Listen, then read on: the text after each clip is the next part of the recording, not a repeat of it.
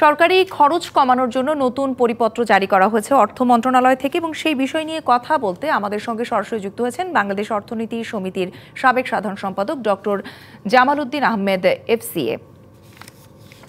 আপনাকে স্বাগত। নিশ্চয়ই আমাকে শুনতে পাচ্ছেন?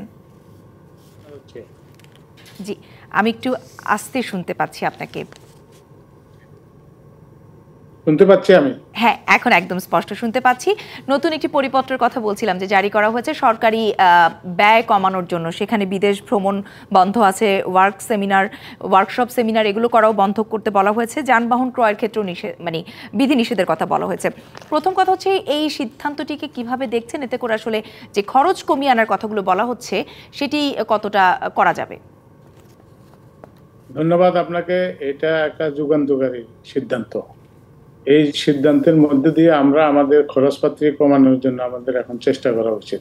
এখন সারা বিশ্বব্যাপী একটা সমস্যার মধ্যে চলছে, অর্থনৈতিক সংকট চলতেছে। সেই সংকটে রেসপন্স হিসাবে মাননীয় প্রধানমন্ত্রীর এই ঘোষণাকে আমরা প্রত্যেকেই এটাকে মেনে চলা উচিত, এবং এটা চলার মধ্যে দিয়ে আমরা স্টার্ট করি যে নিজের ঘর থেকে আগে আরম্ভ করুক যে খরচের লাগাম ধরে রাখা, এবং সেটা যদি আপনার ইভেন্ট প্রকল্প বাস্তবায়ন অন্যান্য বিষয়েও আস্তে আস্তে হয়তো উনি বলবেন, যেগুলোতে দেরি করার কারণে আপনার দেশের যে ক্ষতি হচ্ছে সেই ক্ষতি অপূরণীয়।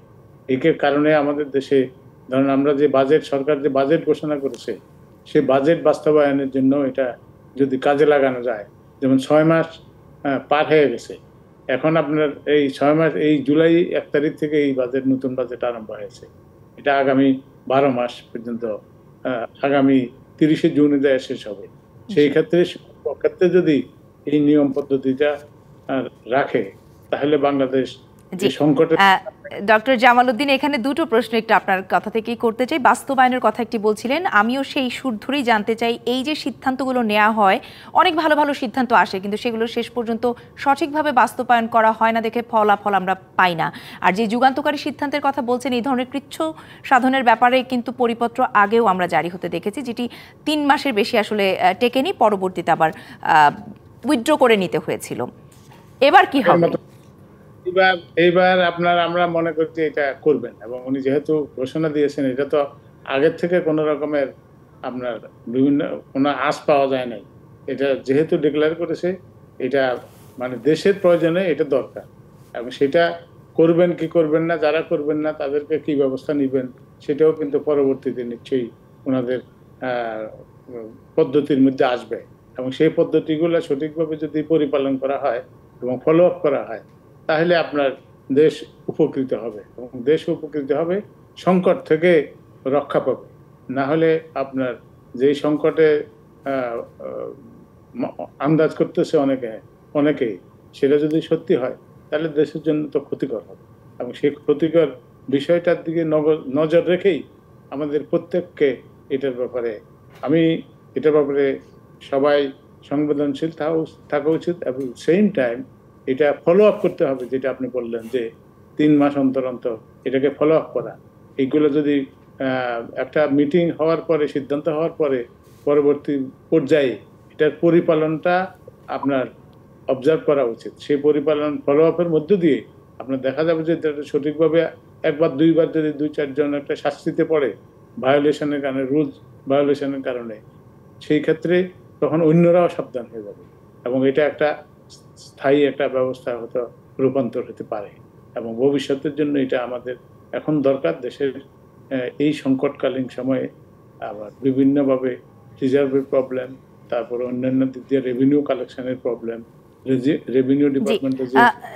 ডক্টর জামাল উদ্দিন, যেটি বলছিলেন যে দেশের উপকারের কথা চিন্তা করে হলেও, দেশের কথা চিন্তা করে হলেও বৈশ্বিক সংকট এবং দেশের অভ্যন্তরীণ সংকট দুটো মিলিয়ে আসলে সংকট তো আছেই, কিন্তু যারা এই যে পরিপালনের কথা বলছিলেন, যারা পরিপালন করবেন, তারা তো আসলে দেশের সংকটের উপকারের চেয়ে নিজেদের উপকার বেশি, আমরা নানান দিক থেকে গণমাধ্যমে খবর পাচ্ছি বলেই তো আজকে সংকট আরো ঘনীভূত হচ্ছে। সেই ব্যাপারে আসলে আরেকটু কঠোর কোনো পরামর্শ থাকবে কিনা? তাদের বিরুদ্ধে শাস্তিমূলক ব্যবস্থা নিতে হবে। শাস্তিমূলক ব্যবস্থা বাংলাদেশে অতীতে কখনো নেওয়া হয়েছে, বা সেই ধরনের উদাহরণ আমাদের আছে? পৃথিবীর কোন দেশে বেতন সরকারি কর্মচারীদের বেতন ডবল করে নাই। প্রধানমন্ত্রী শেখ হাসিনা এটা করেছেন। পৃথিবীর কোথাও উদাহরণ নাই এবং একমাত্র এই বাংলাদেশেই এটা একটা মানে সব সম্ভব দেশ, এটা হয়েছে।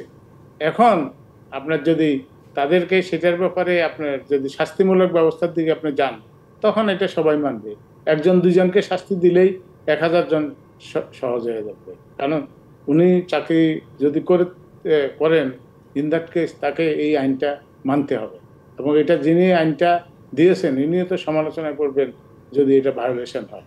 অনেকে ধরেন আপনার বিভিন্ন ওয়াচডগগুলো আছে, বিভিন্ন গেট কিপিং এজেন্সিগুলো আছে, তারা ওনার কাছে রিপোর্ট দিবে এবং রিপোর্টের মধ্য দিয়া যদি উনি একটা কার্যকরী একটা ফলপ্রসূ রেজাল্ট আসে, তাহলে তো এটা দেশের কল্যাণে। সেই সঙ্গে আগেরবার যখন পরিপত্রটি বা এই ধরনের সিদ্ধান্ত নেওয়া হয়েছিল, সেটি কেন 3 মাস পরে আবার উঠিয়ে বা উইথড্র করে ফেলা হলো? সেই ব্যাপারেও কি জবাবদিহিতা আমরা প্রত্যাশা করতে পারি না? কেন সম্ভব হয়নি?